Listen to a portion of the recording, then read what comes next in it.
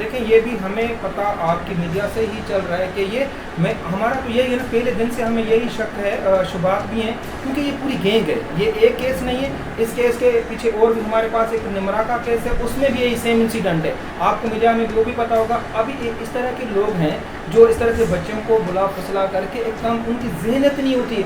आप एक मुझे बताएं 13-14 साल वाली बच्ची उसको कहाँ डिसीजन ले सकती है? कानून ये कहता है कि 18 साल वाली शादी कर सकते हैं। आप ड्राइविंग लाइसेंस बनाने जाएं आपको 18 साल का कार्ड चाहिए, नादरा में कोई सर्टिफिकेट बनाने जाएं आपको 18 साल के कार्ड की ज़रूरत पड़ेगी।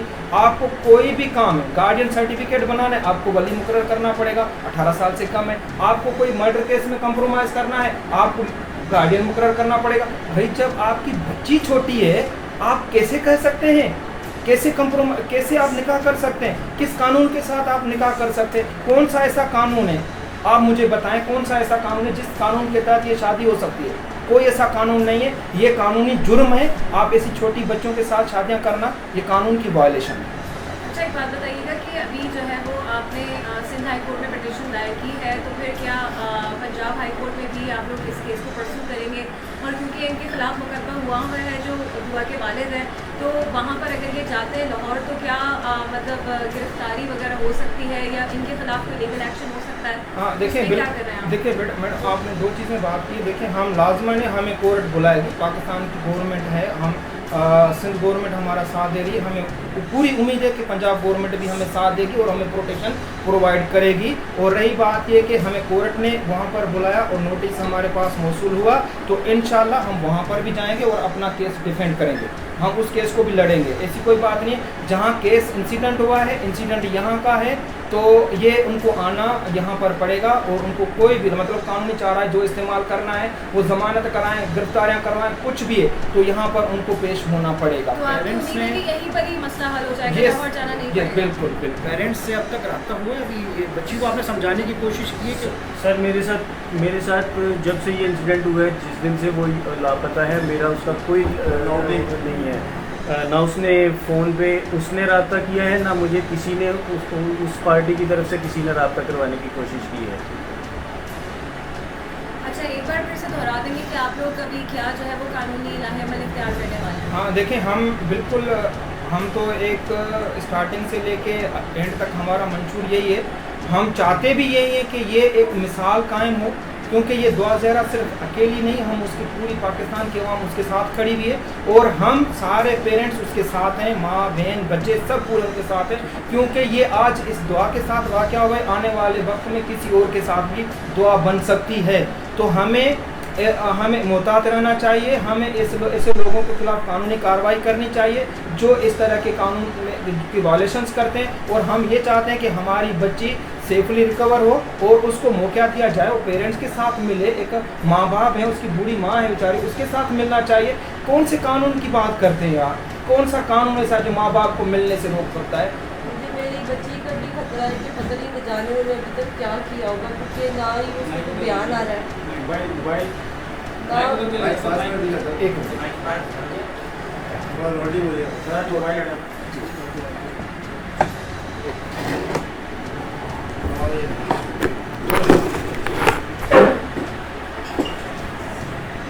मैं ये कहना चाहती हूँ कि मुझे मेरी बच्ची के लिए खतरा है, क्योंकि इतने दिन हो गए उसका कोई बयान नहीं आया, उसका कोई बयान नहीं आया। नज़ारे वो भी ज़िंदा भी है कि नहीं है, और उसके साथ क्या कर रहे होंगे क्या नहीं कर रहे होंगे। और हम लोग 21 दिन हो गए, 21 दिन से हम लोग अजियत में, ऐसे लग रहा है 21 दिन ही, हमें 21 साल हो गए ये दिन और रात गुजारते हुए। तो मैं चाहती हूँ मेरी बच्ची सेफ आए, तो यहाँ पे सिंध में आए, उसकी बहनें इंतज़ार कर रही हैं, मेरी अम्मी इंतज़ार कर रही है, मैं इंतज़ार कर रही हूँ। और इसकी गारंटी कौन लेगा कि वो सेफ यहाँ पे आएगी? और हमें भी जान का ख़तरा है, क्योंकि हमें भी ज़ाहिर वो कहेंगे, कोई आम इंसान तो है नहीं ना किसी की बच्ची को उठा के ले गए हो, तो हमें भी जान का ख़तरा है, हमें भी और मेरी बेटी को तो है ही खतरा। तो दूसरी बात ये है कि मुझे भी समझ नहीं आ रही मैं क्या बात करूँ। मजीद जी जैसे हिसाब से मैं गुजारिश करती हूँ कि मेरी बच्ची सेफ तरीके से यहाँ पे लेके आई जाए सिंध में, कि वो यहाँ की बेटी है, ये थोड़ी है कोई भी कहीं भी उठा के लेके चला जाएगा और उसका निकाह करवा के या कहीं किसी को भी दे देगा। और दूसरी बात ये है कि वज़ीर आज़म और जो इदारे सब हैं जो जिन्होंने हमारा साथ दिया और जो अभी नहीं सुन रहे दिल रहे हैं वो हमारी बात सुने, एक माँ की बात सुने। बहुत अजियत में, बहुत तकलीफ में, हज़ारों बार मैं कह भी चुकी हूँ, मैं तो यहाँ तक भी कह चुकी हूँ कि हमको हमें बच्ची देते हैं, हम माफ़ करने के लिए तैयार हैं, लेकिन इतने दरिंदे कि वो सुनते नहीं हैं। हमें स्कूल नहीं आता, यकीन करें मैं आपको कैसे बताऊँ। अगर आपकी बच्ची एक दिन घर से बाहर चली थी, आप लोग सोच सकेंगे? आपकी भी बेटी होगी, 21 दिन हो गए, तो आप जिंदा है ना होता है, तो जाने मेरी बच्ची किस हाल में होगी, खाने को देते होंगे, मारते होंगे, क्या करते होंगे, कुछ नहीं पता। उसकी आवाज़ तक नहीं सुनी किसी से मैंने। इस हवाले से FIA साइबर क्राइम ने भी आपसे रब्ता किया था, यकीनन जो दुआ का लैपटॉप होगा, टैबलेट या iPad, उसका भी फॉर्म दिख किया होगा, तो उस हवाले से कुछ चीज़ें हमारे पास सर सब एजेंसीज इस पर वर्कआउट कर रही थी, लेकिन अनफॉर्चुनेटली जिस दिन वो बच्ची का निकाहनामा और उसके अगले दिन जो उसकी वीडियो अपीयर हुई, जो कि डेफिनेटली एक अंडर प्रेशर स्टेटमेंट थी, उसके बाद एजेंसीज जो थी वो इसमें पुल आउट हो गई थी बज़ाहिर। अगर वो अंदर कोई पीछे से काम कर रही हो तो मुझे उसका कोई इन्फॉर्मेशन नहीं है, बज़ाहिर वो पुल आउट हो गई थी, उन्होंने उसकी मुझे कोई अपडेट उसके बाद नहीं दी। जो कानूनी लाहेमल आप इख्तियार करने वाले, एक बार फिर से बता देंगे क्या लीगल प्रोसीजर अभी अपनाया जाएगा? देखें, बिल्कुल मैं आपको ये बताता चलूँ कि जिस तरह से हमने हाई कोर्ट में पिटीशन हमने दाखिल की है, क्योंकि मजिस्ट्रेट के पास भी केस चल रहा है, तफ्तीश अभी ऑन गोइंग है, तो हमें पूरी उम्मीद है हाई कोर्ट में हमारा 10 तारीख को हमारा केस लगा हुआ है और इंशाल्लाह मंडे को पता चल जाएगा कि किस जज के सामने हमारा केस फिक्स हो रहा है। इंशाल्लाह उसमें भी हमें यही रिक्वेस्ट, जैसे मैंने पहले कहा कि हम ये चाहते हैं कि बच्ची हमारी सेफली यहाँ पर पेश की जाए और इसका स्टेटमेंट रिकॉर्ड किया जाए और उसको एक माहौल दिया जाए, एक अच्छा इन्वायरमेंट दिया जाए, माँ बाप के साथ उसको मिलवाया जाए।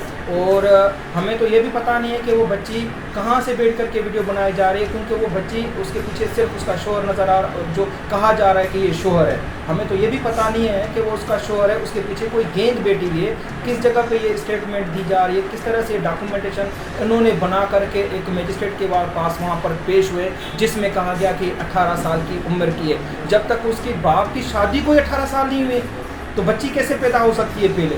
और बच्ची की उम्र जिसके हमने आज की पिटीशन में हमने लगाया, जिसमें हमने यही रिक्वेस्ट की है जैसा कि भाई बच्ची को यहाँ पर पेश किया जाए और उसकी मेडिकल कराया जाए। हमें खदशा है जो इन्होंने अटेम्प्ट किए हैं वो रेप के ज़िम्मे में आते हैं। हमें ये खदशा है कि ऐसा ना हो कि ये मुल्ज़मान भाग जाए, कानून की हथकड़ियों से भाग न जाए। हमें ये खतरा है कि हमारी बच्ची के साथ ज़्यादती करके उसको मर्डर न कर दें। हमें ये खतरा है कि उसको तहफ़्फ़ुज़ फराहम किया जाए और उसको पीसफुली यहाँ सिंध में, कराची में और माँ बाप के साथ मिलाया जाए। अच्छा, लेकिन वेगनेस क्यों इस मामले में? क्या यहाँ की पुलिस, वहाँ की पुलिस से ये सारी जो इन्फॉर्मेशन आप कह रहे हैं कि बच्ची कहाँ है, किस साल में, ये मालूमात नहीं निकलवा सकती? पुलिस की आपस में कोई रब्ता नहीं है? देखें, कुछ चीज़ें ऐसी हैं कि पुलिस अंडरग्राउंड पे काम कर रही है और मुल्ज़मान तक पहुंच चुकी है। आज जो हमारे मजिस्ट्रेट के सामने जब आर्गूमेंट हुए तो जज साहब के सामने सारी चीज़ें के रिकॉर्ड वहाँ पर पेश किया गया है कि इंशाल्लाह कि ये भी आपको इंशाल्लाह 2-4 दिन के अंदर अंदर पता चल जाएगा कि मुल्ज़मान कहाँ तक और किधर बैठे हैं। इंशाल्लाह गवर्नमेंट हमारे साथ काम कर रही है। Thank you, welcome sir. और कोई चीज़ किसी को पूछना?